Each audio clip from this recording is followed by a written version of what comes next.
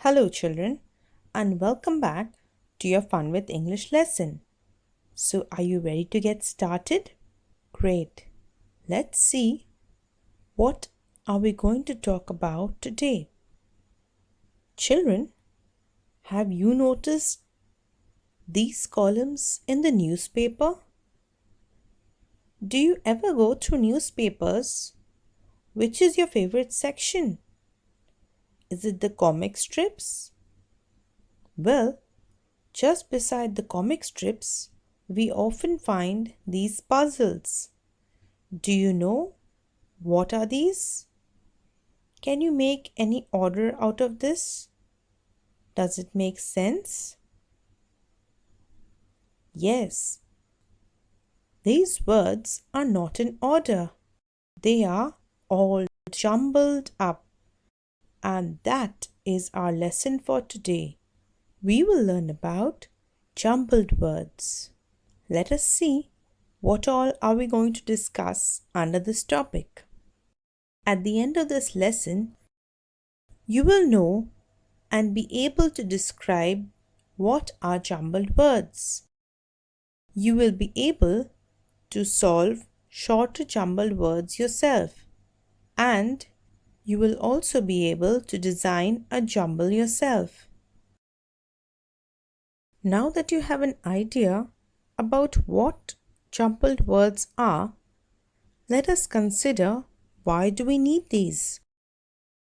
Unscrambling words helps you to keep your brain active. It increases your vocabulary. It also helps you improve your spellings. It boosts memory. That means your memory becomes better because you are thinking about the correct word.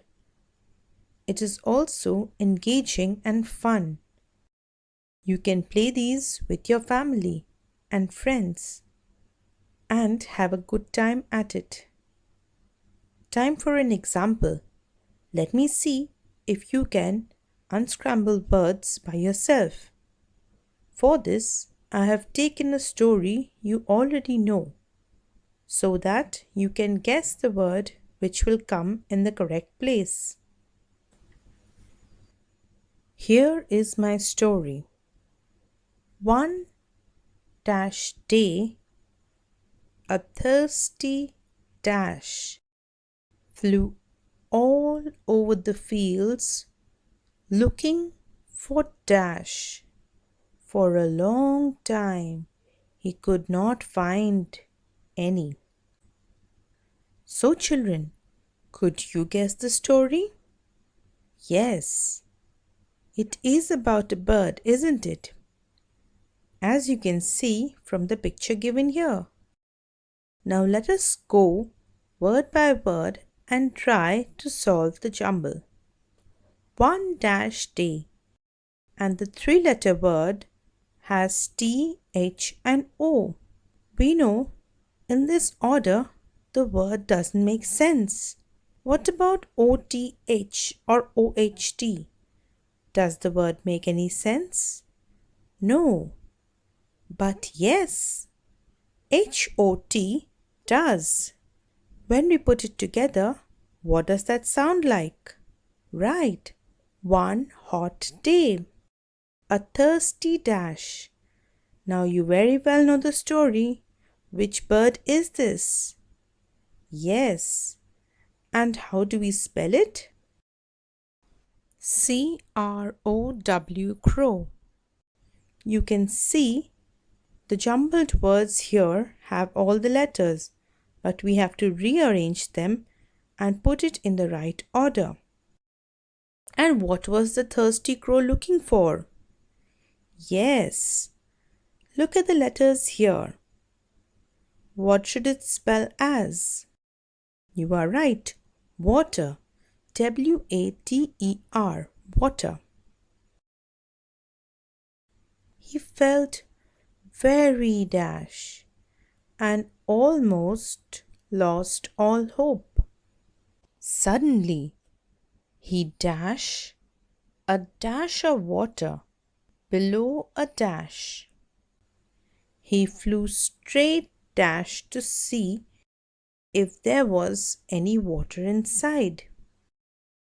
How do you feel when you are tired and hungry or thirsty? Yes, you will feel weak. Look at the letters given here. Do you know how to spell weak?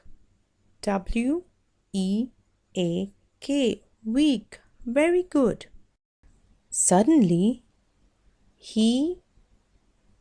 and there is a three-letter word, S-W-A. If I swap the letters, it can become was. But do you think he was something to do with water? No, he saw. And what did he see? G-U-J. Can you make something out of that word? Yes, it's a jug of water.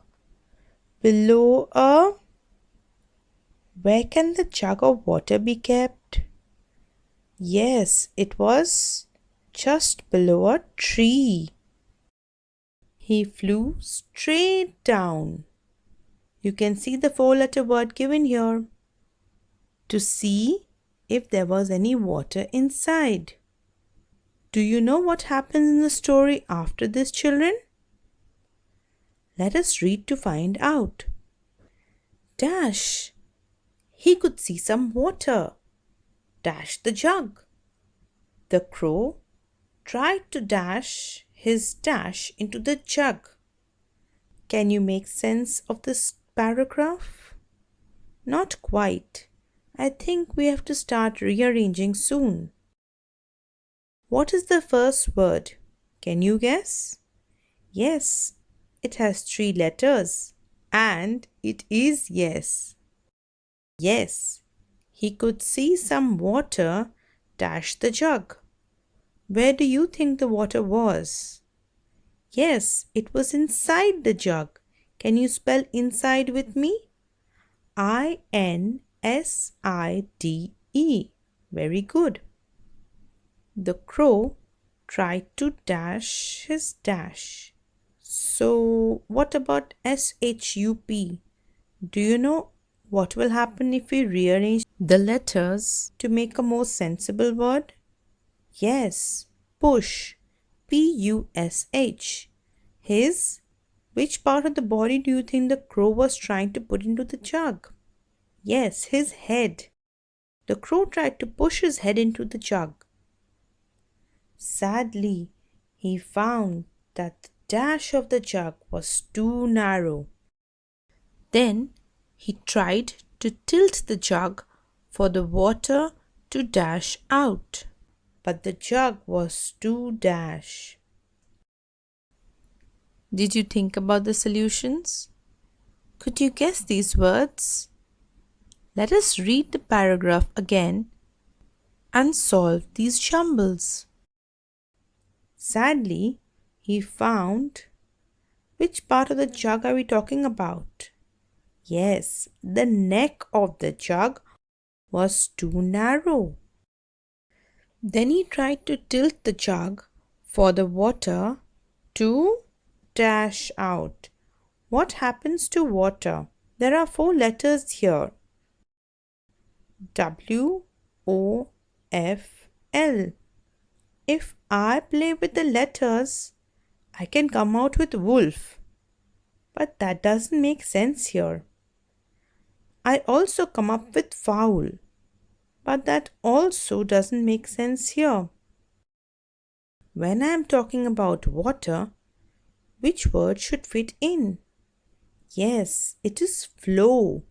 F-L-O-W. But the jug was too heavy. H-E-A-V-Y. Heavy. So the crow could not get to the water. And I'm sure you know how the story ends. But let us read ahead anyway. The crow thought dash for a while. Then, looking around, he saw some dash. He suddenly had a good dash. So, what do you think? What kind of thinking was the crow doing? Yes, he thought hard for a while. Can you spell hard for me? Hard. That is correct. And if you remember the story, what was he throwing inside the water? Yes, it was pebbles. Do you know the spelling of pebbles? Pebbles. And he had a good dash. It starts with an I. Can you guess? Yes, it's an idea. He had a good idea. And I'm pretty sure you know what his idea was. He started picking up the pebbles one by one, dropping dash into the jug. So if he was picking them one by one, he was dropping them one at a time. So what is another word for one? Yes, each. And how do we spell that? EACH. Very good. As more and more pebbles dashed the jug, the water dash kept rising. So the pebbles, what was the crow doing? The crow was putting it inside the jug. And the pebbles filled the jug. Filled. Filled. And the water level kept rising. Level. So that is how the water level was rising. As the crow dropped the pebbles, the water came up. Soon it was high enough for the crow to drink. His plan had worked. Now, children, I'm sure you know the moral of the story. What do you think is the moral? What did you learn from the story? Right. One such moral is think and work hard. You may find solutions to any problem. And the same applies for jumbled words as well. If you think hard and work at it, you will be able to solve the jumbled words.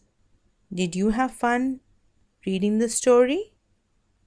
You can go back and read it again and see if you can solve all the jumbled words by yourself. Now let us think about an activity.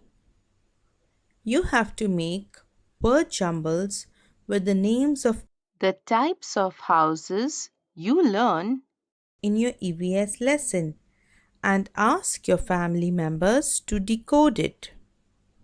Do you think your family members will be able to guess these houses? Well, there's no harm in trying. So try out the game with all the members of your family. Tell me, children, did you have fun in today's class while learning about jumbled words?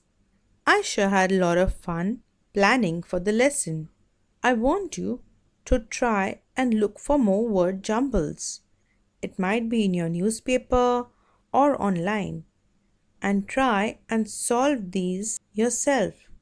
And as I said, you can always create your own jumble. Thank you for being good listeners, and until next time, take care and stay well.